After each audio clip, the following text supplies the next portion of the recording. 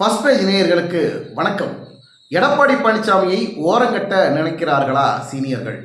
அதிமுகவை பின்னுக்கு தள்ளி நாம மீண்டும் ஆட்சியை பிடிக்கணும் அப்படின்னு பல கட்சி போட்டி போடுறாங்க.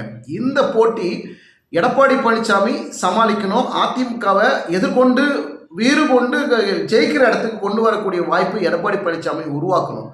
பல கட்சிகளுடன் கூட்டணி வைக்கிறதுக்கு எடப்பாடி பழனிசாமி வியூகங்கள் வகுக்கிறாரு. ஆனால் எந்த கட்சியுமே எடப்பாடி பழனிசாமியை நம்பி அதிமுகவுக்கு கூட்டணி வைப்பதற்கு தயங்குகிறார்கள்.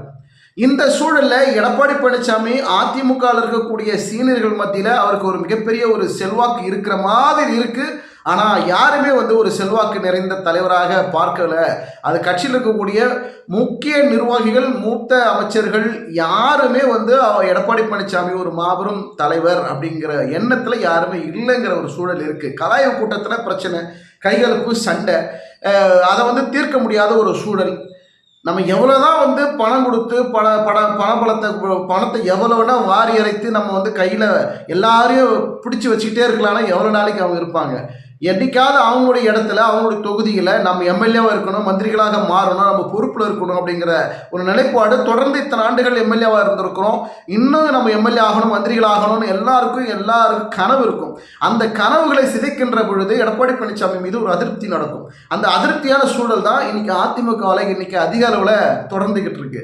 கட்சிக்கு பொதுச் செயலாளர் நம்ம இருக்கிறோம், கட்சி நம்ம கட்டுப்பாட்டில் இருக்கு, கட்சி சின்னம் கொடி எல்லாமே நம்ம கட்டுப்பாட்டில் இருக்கு, நம்ம தான் அதிகார இடத்துல இருக்கிறோங்கிறது எடப்பாடி பழனிசாமிக்கு ஓகே. அடுத்த கட்ட இருக்கக்கூடியவர்கள், அது எஸ்பி வேலுமணி ஆகட்டும், தங்கமணி ஆகட்டும், யாரு வேணாலும் மூத்த அமைச்சர்கள், முன்னாள் அமைச்சர்கள் எல்லாருமே அவர்களுக்கு ஒரு மனதளவில் ஒரு கசப்புத்தன்மை எடப்பாடி மீது இருக்கத்தான் செய்கிறது. இன்னைக்கு இரட்டை இலை சின்னம் பிரச்சனை வந்திருக்கு.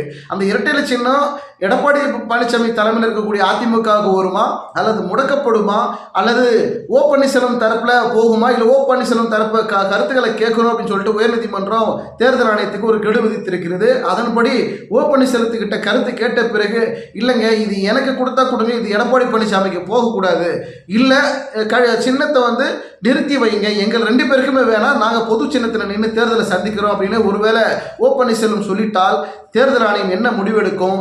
தேர்தல் ஆணையம் சொல்லக்கூடிய கருத்தின் அடிப்படையில் உயர்நீதிமன்றம் என்ன முடிவெடுக்க போகுதுங்கிறதா மிகப்பெரிய பரபரப்பான செய்தி.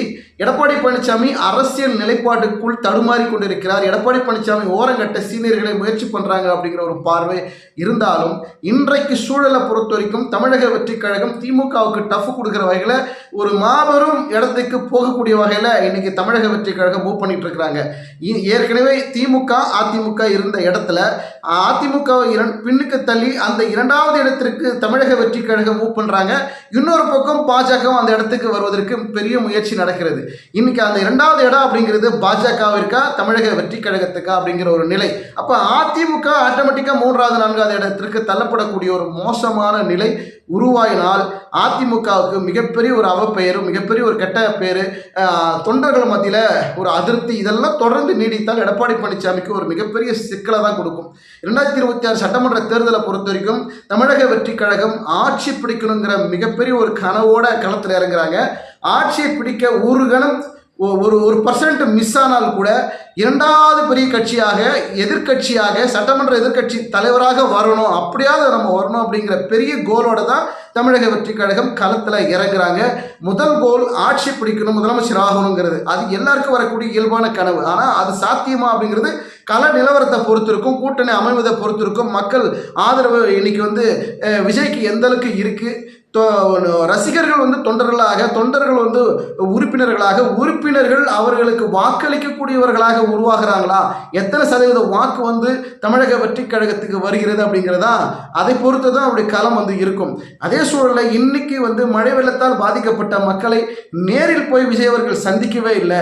நேரில் வந்தால் கள ஆய்வு பண்ணால் அந்த இடத்துல என்ன நடக்குது, மக்களுடைய பிரச்சனைகள் என்ன, செய்தியாளர்கள் விஜய் கிட்ட கேட்கின்ற கேள்விக்கு விஜய் அவர்கள் என்ன பதில் கொடுக்க போறாரு, அரசியல் நிலைப்பாடு மூலியமா நேரடியாக பேசுகின்ற பொழுது அவர் எதை பற்றி போகிறாரு, யாரை சார்ந்து பேசுகிறாரு, மக்கள் நலனில் அக்கறையோட பேசுகிறாரா, சுயநலத்தோடு பேசுகிறார், கட்சி வளர்க்கின்ற அந்த விஷயத்துக்காக பேசுகிறாரா அப்படிங்கிறது களத்தில் தெரியும். இதை இதுதான் பல பேர் சமூக வலைதளத்திலே, சமூக ஆர்வலர்களும் சரி, பயங்கரமாக விஜய் மீது விமர்சனங்களை தொடர்ந்து வச்சுட்டே இருக்கிறாங்க. இது வந்து ஒர்க் ஃப்ரம் ஹோம் தான் கேள்விப்பட்டிருக்கிறோம். ஆனால் ஒர்க் ஃப்ரம் கட்சி வந்து ஒர்க் ஃப்ரம் ஹோம்ன்ற அளவில் இன்னைக்கு கட்சி வந்து வீட்டிலேருந்து செயல்படப்படுறாரு. இது வந்து தவறான போக்கு. இதை வந்து அவர் செய்யக்கூடாது. ஒரு கட்சிங்கிறது களத்தில் இறங்கணும், மக்களை போய் சந்திக்கணும். இதுதான் ஒரு கட்சியினுடைய செயல்பாடாக இருக்கணும். இது வந்து மழை வெள்ளமோ புயல் வெள்ளமோ ஏதோ ஒரு பேரிடரோ ஏதோ ஒரு பிரச்சனை வரும்போது வேலை செய்கிற எல்லா ஸ்டாஃபுங்களும் வீட்டிலேருந்து வேலை செய்யுங்க, ஒர்க் ஃப்ரம் ஹோம்னு கொடுத்துக்கிற மாதிரி இவர் அரசியலை வந்து வீட்டிலேருந்து செய்வதுங்கிறது சரியானது அல்ல அப்படிங்கிற மிகப்பெரிய விமர்சனம். இந்த விமர்சனம் விஜய் அவர்கள் ஏற்றுக்கொண்டு அதை வந்து சரிங்க, இது வந்து நான் வந்து இப்படி செஞ்சிருக்க கூடாதுங்கிற ஒரு எண்ணத்துக்கு விஜய் அவர்கள் வந்திருக்கிறார் அப்படிங்கிற ஒரு கருத்தையும் நம்ம பார்க்குறோம். இந்த சூழல் எடப்பாடி பழனிசாமிக்கு சாதகமாக பயன்படுத்திக்கிட்டு தமிழக வெற்றி கழகத்தை எளிதாக கடந்து விட்டால் எடப்பாடி பழனிசாமிக்கு அது சிக்கல் தான். காரணம் என்னன்னா, முதல் கட்சி தொடங்கிய முதல் மாநாடு மிகப்பெரிய வெற்றி பெற்றுட்டாரு விஜய் அவர்கள். வருகிற 2026 சட்டமன்ற தேர்தலில் ஆட்சி பிடிக்கணுன்ற கனவோடு இருக்கிறாரு. சரி, இப்படி இருக்கிற போது விஜயோட கூட்டணி வைத்து விடலாம் அப்படின்னு எடப்பாடி பழனிசாமியுடைய ஒரு கனவாக இருந்தது. அந்த கனவு சிதைக்கின்ற வகையில் அதிமுகவுடன் கூட்டணி இல்லை, அப்படி வரக்கூடிய செய்திகள் உண்மைத்தன்மைக்கு புறம்பானதுன்னு ஒரு அறிக்கையும் தமிழக வெற்றி கழகத்தின் சார்பாக சொல்லிட்டாங்க. இன்னைக்கு நேரடி காலத்தில் திமுக, பாஜக, நாம் தமிழர் கட்சிங்கிறது அடுத்துதான். தமிழக வெற்றி கழகம் இந்த மூன்றும் பெரிய நெருக்கடி கொடுக்கக்கூடிய அளவு டஃப் கொடுக்குற வகையில் ஒரு பெரிய போட்டி இருக்கும். அடுத்து அதிமுக, நாம் தமிழர் கட்சி அடுத்தடுத்த நிலைகளில் இருக்கும். இந்த 3வது இடம் 4வது இடம் அதிமுக வந்ததே அதிமுகவுக்கு ஒரு பின்னடைவான விஷயம் தான். எடப்பாடி பழனிசாமிக்கு ஒரு நெருக்கடியான விஷயம் தான். பொறுத்திருந்து பார்க்கலாம். 2026 சட்டமன்ற தேர்தலில் எடப்பாடி பழனிசாமிக்கு இரட்டை இலை சின்னம் கிடைக்குமா அல்லது முடக்கப்படுமா, அல்லது யாருக்குமே இந்த சின்னம் கிடையாதுங்க, நீங்கள் தனித்தனி சின்னத்தில் நின்றுடுங்க அப்படின்னு சொல்லிட்டு தேர்தல் ஆணையம் அறிவிக்குமா அப்படிங்கிறத நம்ம பொறுத்திருந்து பார்க்கலாம். நன்றி, வணக்கம்.